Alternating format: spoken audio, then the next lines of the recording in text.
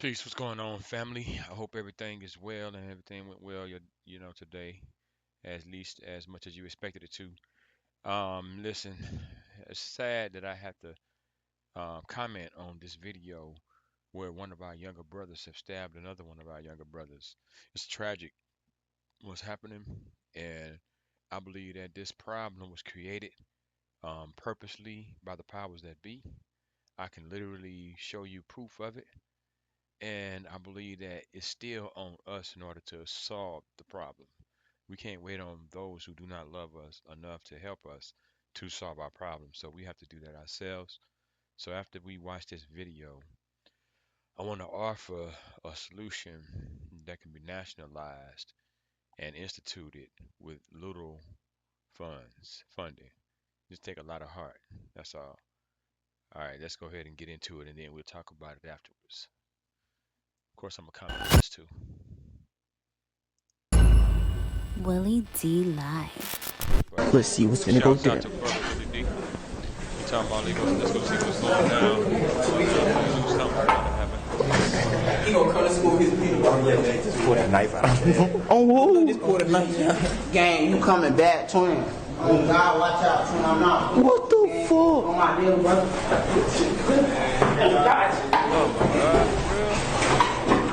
Oh God, gang, kill him. Kill him, gang. Real? You telling him to keep on cutting that boy? Are you telling him to cut that boy like that? Come on. Oh, man. Leave him alone. Leave He him just stabbed alone. him? God, man, they still at it and ain't nobody around doing nothing. Everybody standing around doing nothing. This ain't what it is, y'all, man. This is not it, y'all. This ain't it, y'all. No. No. No, we need intervention. No, we need intervention. No, we need intervention, man. No, we need intervention, man. No, we need intervention, man. Still, leave him alone, man. Ooh, you gonna go to Checked in jail, with you maybe boy. about 10 minutes ago. Any new details that you I can't have sit been there able like to you, learn in Willie the D, last man. few I can't minutes? sit there like that, man. It's alarming to me, man. We don't have any new details at this time, but we do have more and more parents that are coming out to this entrance of North Forsyth High School. I'm going to move so you can see we still have a lot of police presence here. Winston-Salem Police is out here. Forsyth County Sheriff's Office is out here. But we just have so many different parents that are coming out and they're standing at the entrance of this school. Like we said about 10 minutes ago, I mean, this is an emotional time. Though we don't know the ins and outs of this, right? This is an emotional time for so many people. Obviously, the sheriff's office confirmed that we have that stabbing happened here at North Forsyth High School. I was able to talk to a mom who said that she heard from her son earlier today, and he said he confirmed that stabbing, and she said that she immediately came out here. She tried to see if he was okay. Her son's okay, but there are multiple parents that have been collapsing to the ground, screaming, crying. I mean, it's very emotional out here, guys. Have you seen, Amber, any school buses? It looked like there was a school bus leaving behind you. Have you seen any parents come to pick up their children? I know that they're county school. So there, and I'm not really sure the setup here at North Forsyth High School, but there is a bus lot directly behind us, and we did see a couple buses pull out of there. Cars that are we're still trying to get the ins and outs of what exactly happened, but right now it looks like they're letting somebody else either in or out of this entrance right now. They're letting someone in, actually. Yeah, I mean, honestly, because this is so fresh and because so many people are impacted by this situation, it's difficult to get more information right now because we still, I mean, I can imagine over here are asking the same questions that you are. I mean, everyone is wondering what happened here. Again, parents have been collapsing to the today. We're going to keep our camera on a wide shot then. We want to give parents, one of whom believes her child knows stab, but can you relay any of the information in your conversation with that parent? What did she say happened? So this parent told me that she received a text message from her son today saying that there was a stabbing here at North Forsyth High School. She said that her son told her that he knew the person involved and he knows the extent of those injuries as well, which I'm not going to report. Said she immediately, because of weather, obviously there was black ice on the road, which is kind of crazy to even think about. She had a mother's intuition, decided that he wanted to go to school. He wanted, why don't you just stay home from school today? And she said her son decided that he wanted to go to school. He wanted to see his friends. He wanted to go to his classes. And then something like this happens. She said nothing like this should happen. You should be going to work, worrying about your children doing their homework, not worrying about something like this, some sort of incident like this happening. It's upsetting to think about. Amber, the mother that you spoke to, she said she had a mother's intuition for her son or child not to go to school. Has she talked about reoccurring violence or reoccurring chaos or anything of that nature happening at the school that would make her feel that way?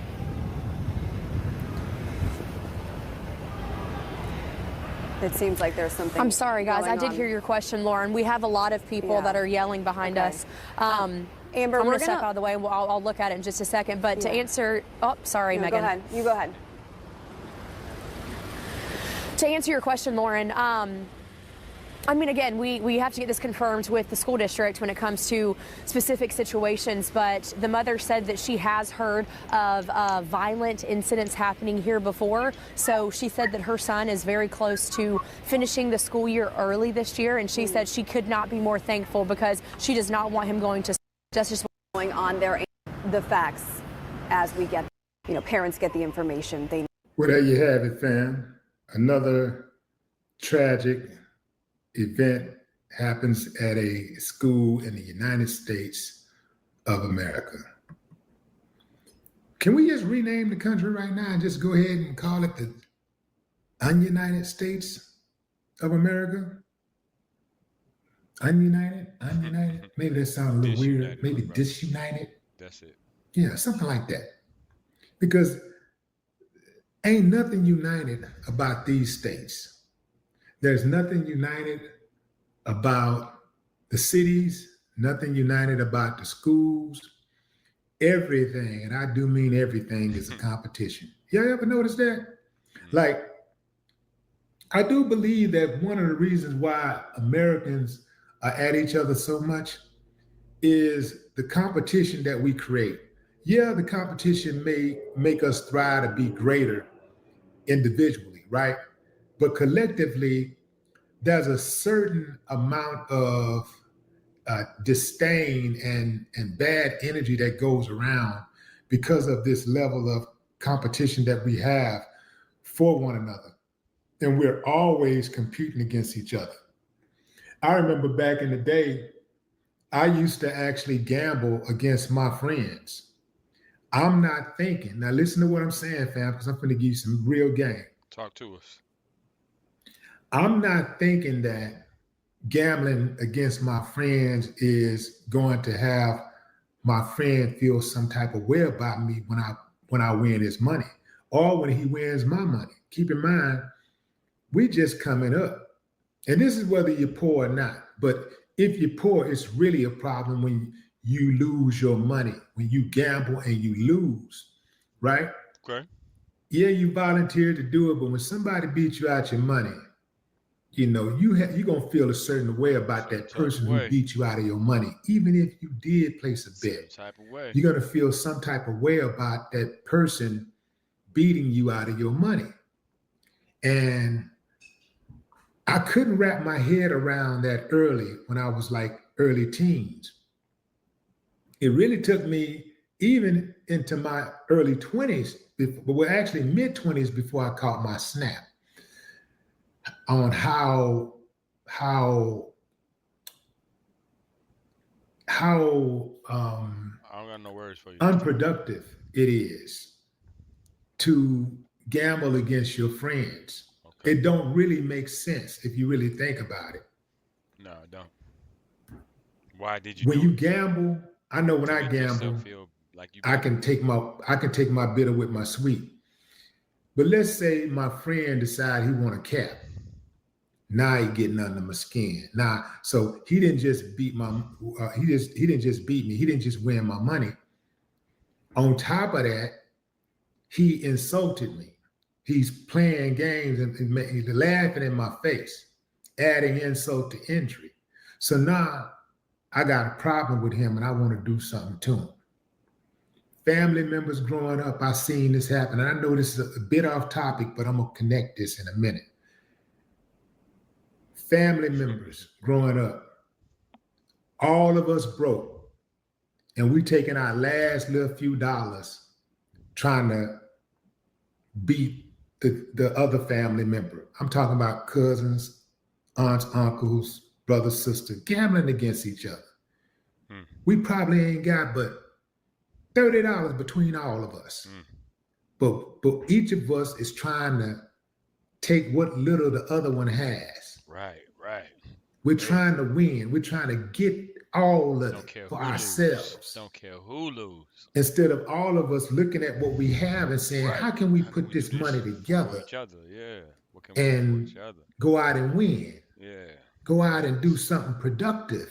Right. And double up on this money. How can we do that? Right. Instead, we're sitting around trying to figure out how we can take from the other one, how we can win the other one's little money that they do have.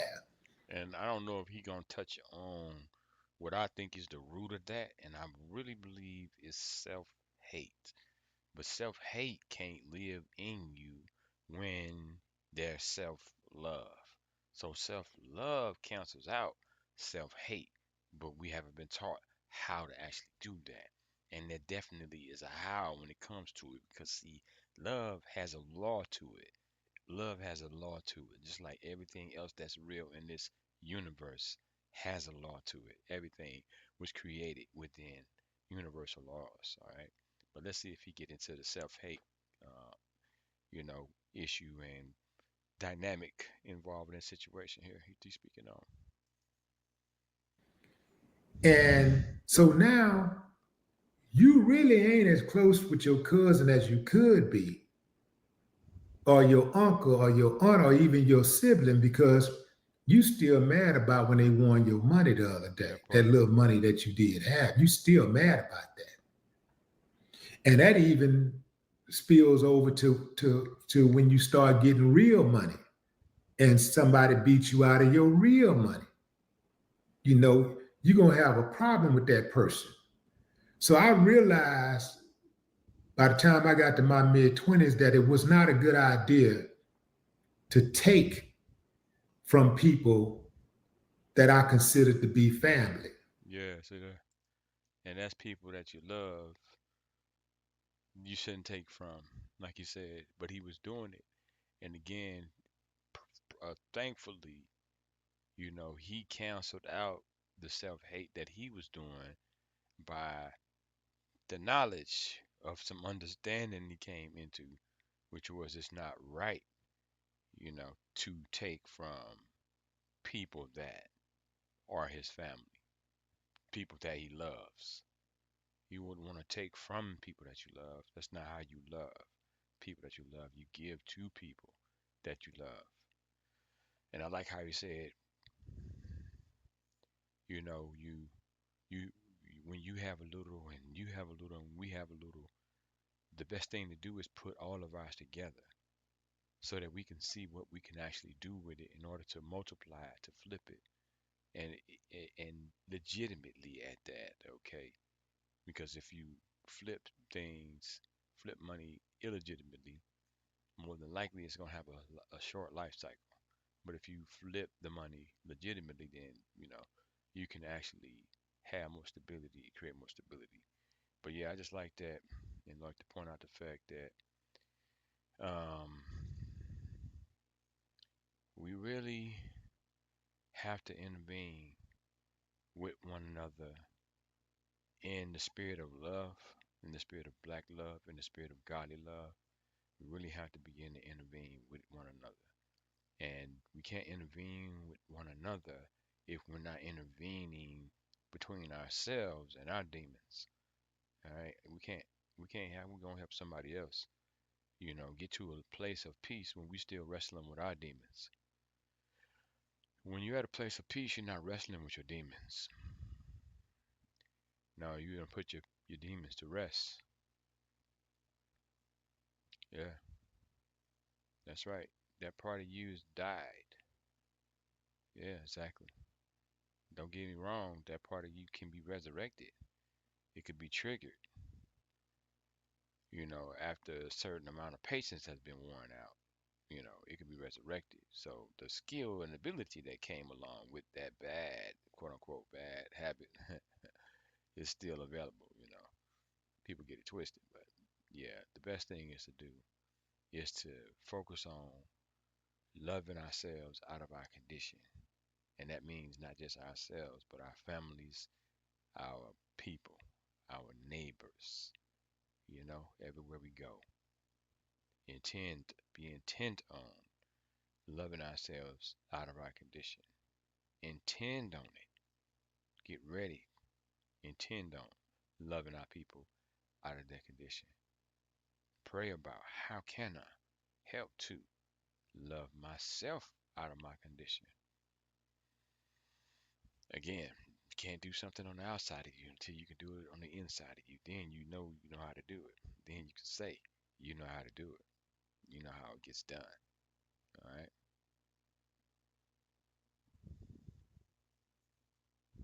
So yeah, we got to have homes that are willing to learn the way of love and begin to communicate with love and stop all the self-hate communication right away.